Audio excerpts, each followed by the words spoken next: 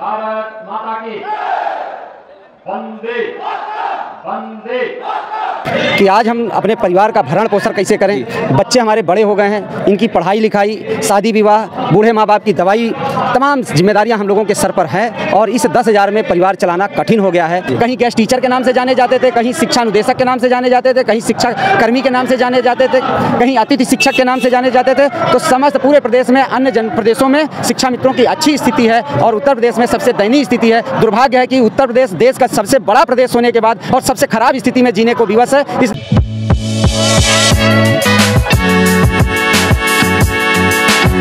नमस्कार दोस्तों, इस समय हम जो है प्रयागराज के सोराव तहसील मेवालाल ग्राउंड में हैं। यहाँ पर योगी आदित्यनाथ जो आपके उत्तर प्रदेश के सीएम हैं वो आए हुए हैं। उधर उनका स्पीच चल रहा है। भारत माता की वंदे वंदे वंदे। इधर कुछ जो है शिक्षा मित्र के जो है लोग आए हुए हैं, जो यहाँ पे शिक्षा मित्र के अध्यक्ष भी हैं, जो कमेटी बनी हुई है और कुछ मांगे हैं उनकी मांगों को जानने का प्रयास करते हैं और उनसे बात करेंगे कि क्या मांगे हैं उनकी, क्या विशेषकर उस पर टिप्पणी क्या है, क्या चाहिए उनको। तो आइए चलिए बात करते हैं। हाँ सर, आपका शुभ नाम क्या है पहले बताइए। वसीम अहमद सर, जिलाध्यक्ष उत्तर प्रदेश प्राथमिक शिक्षा मिशन प्रयागराज। जी। तो ये बताइए सर, आपकी मांग क्या है। शिक्षा मित्र के बारे में बताया गया कि हमें विगत 23 वर्षों से हम लोग प्राथमिक विद्यालयों में पढ़ा रहे हैं। जी। अध्यापक के समान समस्त कार्य हम लोग कर रहे हैं। जी। लेकिन मानदेय हम लोगों को अत्यंत अल्प दिया जा रहा है। मानदेय जो आपका जो स्टिपेंडी दिया जा रहा है, मतलब कि जो आपको खर्च के लिए दिया जा रहा है, वो अत्यंत अल्प, बहुत कम दिया जा रहा है। जी, मात्र 10,000 रुपये 11 महीने तक। मात्र 11 महीने तक जो सैलरी दी जाएगी 10,000, एक प्राइवेट टीचर से भी लगभग कम। हमारे साथ जो सहायक अध्यापक नियुक्त हुए थे, आज वर्तमान में उनको लगभग 80,000 रुपये मिल रहा है। जी। और हमें 10,000 रुपये मिल रहा है। नहीं, हमारी उम्र लगभग शिक्षा मित्रों की 40 से 50 के बीच में पहुंच गई। 40 से 50, यानी हमने अपने जीवन का स्वर्णिम समय बेसिक शिक्षा विभाग को सौंप दिया। पूरा समय आपने सौंप दिया। अब आपको लग रहा है कि अब हमारा जो है जीवन यापन आगे कैसे चलेगा। ये हम जबरदस्त समस्या हम शिक्षा मित्रों के सामने है कि आज हम अपने परिवार का भरण पोषण कैसे करें। बच्चे हमारे बड़े हो गए हैं, इनकी पढ़ाई लिखाई, शादी विवाह, बूढ़े माँ बाप की दवाई, तमाम जिम्मेदारियां हम लोगों के सर पर हैं और इस 10,000 में परिवार चलाना कठिन हो गया है।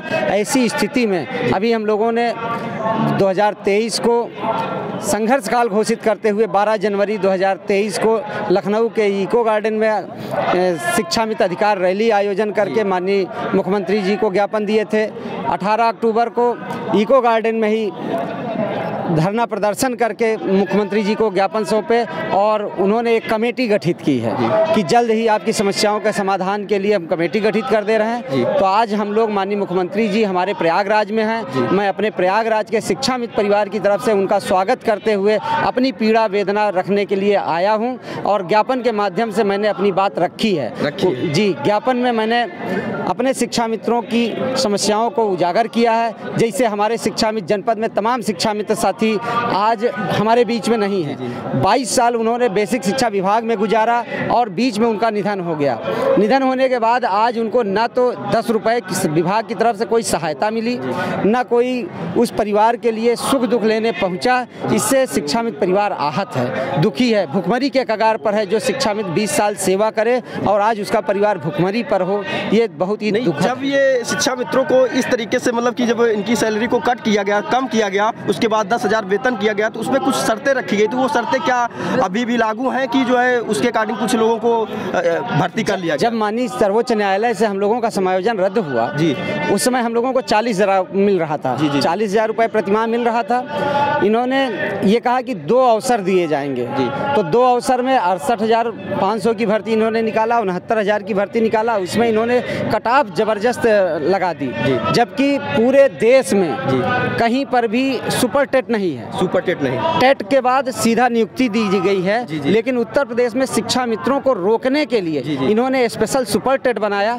जिसमें शिक्षा मित्र को फिल्टर किया गया। नहीं वैसे तो हमने अभी रिव्यू मतलब कि यूपी टेट का जो यूपी ट्रिपल पेट वाला एग्जाम है अभी कल हुआ है, इसके पहले भी हुआ है, तो उसमें भी यही लोगों का छात्रों का कहना है कि जो है ये सिर्फ छात्रों को बाहर करने के लिए जो है एक रणनीति बनाई गई है। अभी तक वैकेंसियाँ कोई एक भी क्लियर कराई नहीं कि 3 बार पेट एग्जाम ले लिया गया है। आप जो है अभ्यर्थी कैंडिडेट के तौर पे हैं, इसलिए ये बात मैं रख रहा हूँ। तो क्या जो है यहाँ पर उत्तर प्रदेश में छात्रों को सिर्फ बाहर करने के लिए नौकरी ना देने का सिस्टम बनाया जा रहा है, क्या लगता है आपको? भाई हम देखिए शिक्षक हैं, शिक्षा मित्र हैं, जी। तो हम अपनी बात करते हैं। हमें रोकने के लिए इन्होंने कूट रचित ढंग से खूब रचना रची। 68,000 में इन्होंने 30-35 का किया, फिर 40-45 पर इन्होंने भर्ती किया, और 69,000 भर्ती में इन्होंने कोई भी कटाप नहीं रखा। बाद में उन्हें 60-65 पर ला के खड़ा कर दिया। ऐसी स्थिति में शिक्षा मित्रों को बाहर करने के लिए इन्होंने रचना रची, जबकि पूरे उत्तर प्रदेश में लगभग 50,000 शिक्षा मित्र टेट पास है। अगर इन्होंने एनसीटी की गाइडलाइन का पालन किया होता तो 50,000 शिक्षा मित्र अध्यापक बन गया होता और आज ये स्थिति ना हो। अच्छा ये बताइए सर, जो आपके 50,000 शिक्षा मित्र भाई जो हैं बाहर किए गए हैं, मतलब कि वो इस समय पढ़ा तो रहे हैं वही लोग, स्कूल चला रहे हैं वही लोग, और कॉलेज में पता लगता है कि बहुत सारे टीचरों की कमी भी है और भर्ती कराई नहीं जा रही है। क्या इनका भी ऐसे चलता रहेगा और लोगों की भर्ती नहीं होगी? इस पे क्या विचार है? अब सरकार को तो लाना चाहिए, भर्ती लाना चाहिए, लेकिन सदन में माननीय बेसिक शिक्षा मंत्री जी ये कहते हैं कि शिक्षक और छात्र अनुपात बराबर है, इसलिए भर्ती नहीं लाई जाएगी। जब उन्हें शिक्षक और छात्र अनुपात की बात आती है तो हमें शिक्षक की गणना की जाती है, और जब मानदेय और वेतन वृद्धि की बात आती है तो वो कहते हैं कि नहीं इनके कार्य भिन्न हैं, जबकि हमारे कार्य शिक्षक के बराबर एकदम सेम है। जो काम वो करते हैं, निपुण वो करते हैं। निष्ठा, प्रेरणा ऐप, जो भी ऐप बना के उन्होंने लॉन्च किया उसका पालन शिक्षा में पूर्णतः कर रहा है। मतलब कि पूरा काम जो एक बेसिक शिक्षा अध्यापक कर रहा है, वो जो शिक्षा मित्र भी कर रहा है। लेकिन आपकी मांगे नहीं सुनी जा रही है, आपका जो है भरपूर जो जितना मेहनत की जा रही है उसका जो है भरपाई नहीं की जा रही, उसको उतना वेतन नहीं दिया जा रहा। मेन अफसोस की बात कि माननीय मुख्यमंत्री जी या सरकार को सोचना चाहिए कि अगर सरसों का तेल 200 रुपए में अध्यापक को मिल रहा है, किसी राज्य कर्मचारी को मिल रहा है, तो वही 200 रुपए में शिक्षा मित्र को भी तेल मिल रहा है। अगर आलू उनको 40 रुपए किलो मिल रही है तो शिक्षा मित्र को भी आलू 40 रुपए किलो मिल रही है। उनको तो हर 6 महीने पे एग्रीमेंट लगाकर महंगाई भत्ता देकर वेतन में वृद्धि की जा रही है। 2017 से लेकर आज तक 10,000 रुपए में 1 रुपए की वृद्धि नहीं की गई। ये सबसे ज़्यादा चिंता का विषय है। इस पर पूरे सरकार का ध्यान जाना चाहिए, माननीय मुख्यमंत्री जी का विशेष ध्यान जाना चाहिए कि महंगाई को देखते हुए शिक्षा में 10,000 में परिवार नहीं चला पा रहा है, इसलिए उनके मानदेय को बढ़ाते हुए शिक्षा मित्रों को नियमित किया जाए और नियमित करते हुए समान कार्य का समान वेतन दिया जाए। जिस तरीके से जो शिक्षक जिस सन में भर्ती हुए हैं उस सन में जो शिक्षा मित्र नियुक्त हुआ है, जितना उनको मिल रहा है उतना इनको भी दिया जाए। पेमेंट मतलब कि बराबर का हक होना चाहिए। सर्वोच्च न्यायालय की एक गाइडलाइन भी है कि समान कार्य का समान वेतन दिया जाए। जब हम समय से समय तक प्रार्थना कराने से लेकर विद्यालय बंद होने तक विद्यालय में रहते हैं, समस्त कक्षाओं का संचालन हमारे द्वारा किया जा रहा है। यहाँ तक कि विद्यालय सम्मिलन होने के बाद हम कक्षा 6, 7, 8 का भी क्लास लेते हैं। तो इसलिए हमें समान कार्य का समान वेतन देते हुए नियमित किया जाए। अन्य प्रदेशों में नियमित किया जा चुका है। राजस्थान सरकार ने 18 साल पढ़ाने वाले को 51,600 रुपये दे रही है। हरियाणा सरकार 26,000 रुपये दे रही है। चंडीगढ़ सरकार 27,200 रुपये दे रही है। इसी तरीके से मध्य प्रदेश सरकार, छत्तीसगढ़ सरकार, बिहार सरकार ने नियमित कर दिया। जितने भी पैरा टीचर थे, कहीं गेस्ट टीचर के नाम से जाने जाते थे, कहीं शिक्षा अनुदेशक के नाम से जाने जाते थे, कहीं शिक्षा कर्मी के नाम से जाने जाते थे, कहीं अतिथि शिक्षक के नाम से जाने जाते थे। तो समस्त पूरे प्रदेश में अन्य प्रदेशों में शिक्षा मित्रों की अच्छी स्थिति है और उत्तर प्रदेश में सबसे दयनीय स्थिति है। दुर्भाग्य है कि उत्तर प्रदेश देश का सबसे बड़ा प्रदेश होने के बाद और सबसे खराब स्थिति में जीने को विवश है। इसलिए मैं माननीय मुख्यमंत्री जी से निवेदन करने आया था अपने ज्ञापन के माध्यम से कि हमारी समस्याओं का समाधान अतिशीघ्र करें। चलिए ठीक है, थैंक यू सर।